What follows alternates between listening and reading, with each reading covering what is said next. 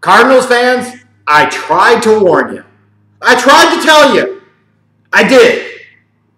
And for some particular reason, for reasons still unbeknownst or not understood by me, you tried to doubt me. Well, Sam Bradford isn't that bad. Sam Bradford's okay. Sam Bradford's a nice bridge starter. You can take all of that and pound your beaks with it. The next words out of your mouths or out of your fingers in the comments of this video, if you're a Cardinals fan, bash me about bashing this team for signing Sam Bradford should be, I'm sorry, hashtag Schleg Daddy was right. Like, that's it. There's no other opinion you get to have. There is no other opinion you should have. You were wrong. I was right. I tried to tell you. I tried to warn you. It's just something about the NFL. They just can't quit Sam Bradford. The dude is garbage. He is garbage. And if you don't understand that by now, I don't know when you're ever going to understand it. Suck Bradford. That's who he is. Suck Bradford. The dude absolutely sucks. For crying out loud, in 2 games, the Cardinals offense has scored 6 points. And while you could say you can't solely blame the quarterback for that, that is absolutely true. But ultimately, for any team worth its weight in anything, it all begins and ends with the quarterback, and everything feeds off of that. And when your quarterback is doo-doo, your offense is going to be doo-doo. Ding-dong, dumb dicks, guess what? Suck Bradford is doo-doo. Therefore, your offense and ultimately your team is doo-doo. But somehow, inexplicably, after 8 quarters of football, of the offense sucking hind tit, scoring 6 damn points in 8 quarters, that's less than a point a quarter. Even the 76 Buccaneers think your offense stinks. Steve Wilks, the head coach of the Cardinals, isn't ready to throw in the towel on the Sam Bradford experience yet. Why? You spent a top 10 pick on a young quarterback. Play him, for Christ's sakes. And I'm not even the biggest Rosen guy or Rosen advocate at all. You know that. But Jesus Christ almighty, even I got to sit there and admit, Josh Rosen at least could do that. And probably better than that. Just imagine sitting there and going to your locker room after that performance the first 2 weeks of the season and saying, yeah, we're going to continue to play Sam Bradford at the quarterback position. Like, how do you not instantly lose the respect of the players in that locker room and, frankly, other members of the coaching staff?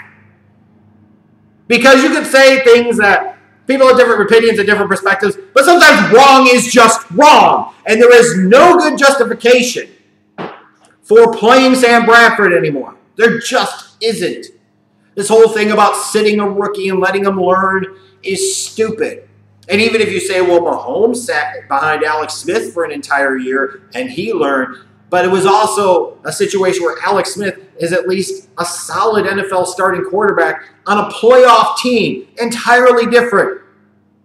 But so many other guys, when they play right away, if they're good enough, they make it. And they are definitely better off for it.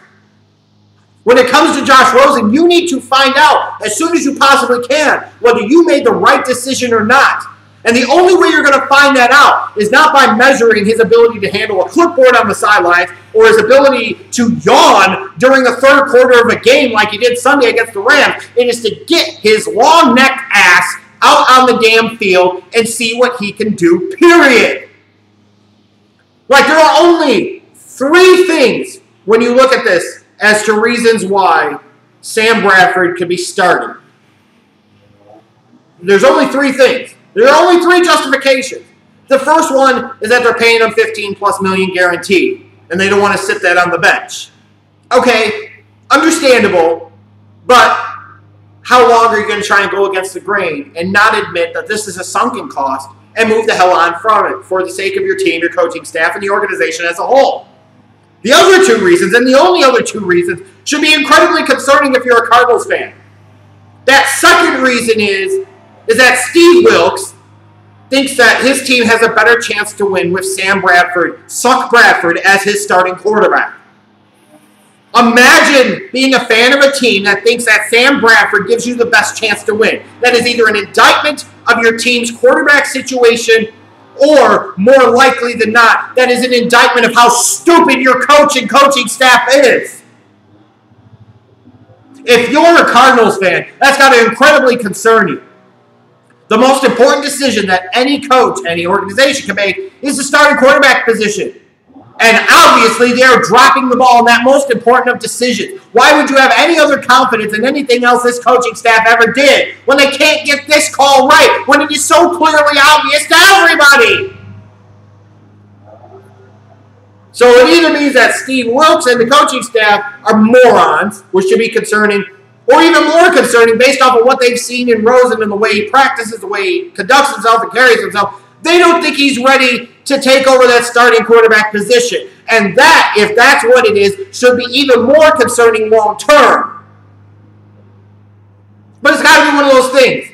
You're either determined to play him to try and prove yourself right when you never will because you paid him over $15 million to suck for a year, or Steve Wilks and his coaching staff are idiots, or Josh Rosen isn't ready to play. And even in that case, put Rosen out there. What's the worst that's going to happen? Your offense isn't going to score? Well, they're already not scoring any damn ways. The hell difference does it make? And if you're saying, well, we don't want to throw him out there and get him killed behind that offensive line, you can't coach scared. You can't play scared. And if the guy is good enough, he'll find a way to overcome that. He's going to have to learn at some point. You can't sit there and keep him on the sideline his entire rookie contract because your offensive line stinks. That makes absolutely no sense whatsoever. And all the while, you're wasting David Johnson at the peak of his career. You're wasting Larry Fitzgerald at the tail end of his. Josh Rosen needs to be starting for the Cardinals, period. He must be starting. And if Steve Wilks doesn't come around like now on this, his ass should be sent packing. Because clearly he's not a guy you want making any other important decisions for your organization, period.